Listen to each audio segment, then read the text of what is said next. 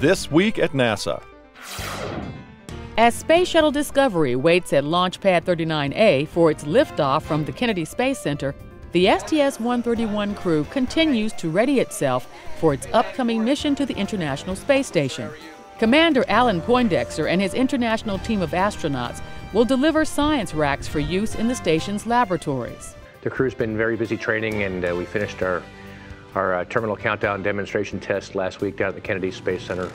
We have a few more weeks of training to finish up, and we'll be ready for launch. Mission specialists Rick Mastracchio and Clay Anderson are scheduled to perform 3 6.5-hour spacewalks to replace, retrieve, and switch out various elements outside the orbiting complex.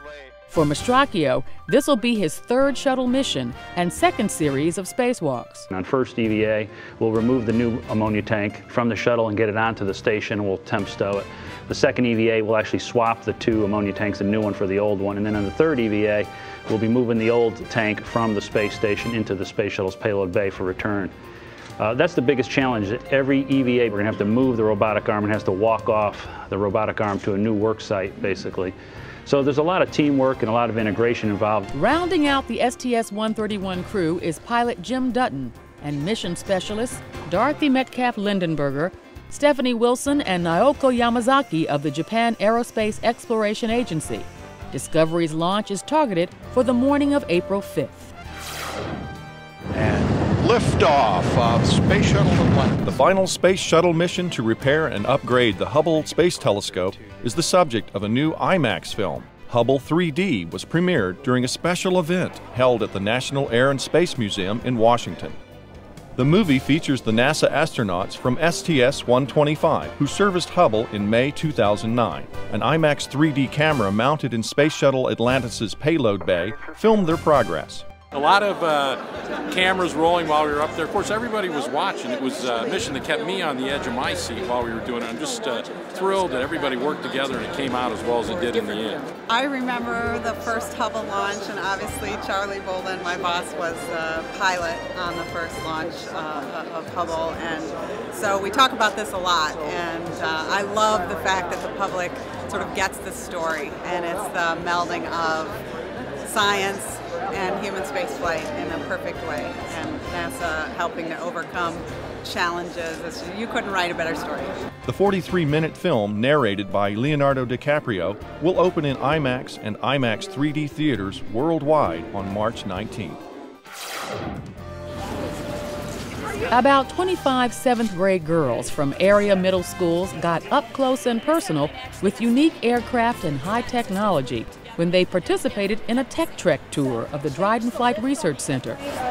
The Tech Trek, to develop interest and excitement about math and science and self-confidence among middle school girls, included tours of Dryden's main aircraft hangar and several specialized research and support aircraft, including the modified Boeing 747 shuttle carrier aircraft and the Global Hawk and Icona unmanned science aircraft. Yes, I like to challenge people. They also tested their piloting skills in one of Dryden's flight simulators and met with female Dryden engineers and interns who encouraged them to pursue their science and mathematics interests through high school and college.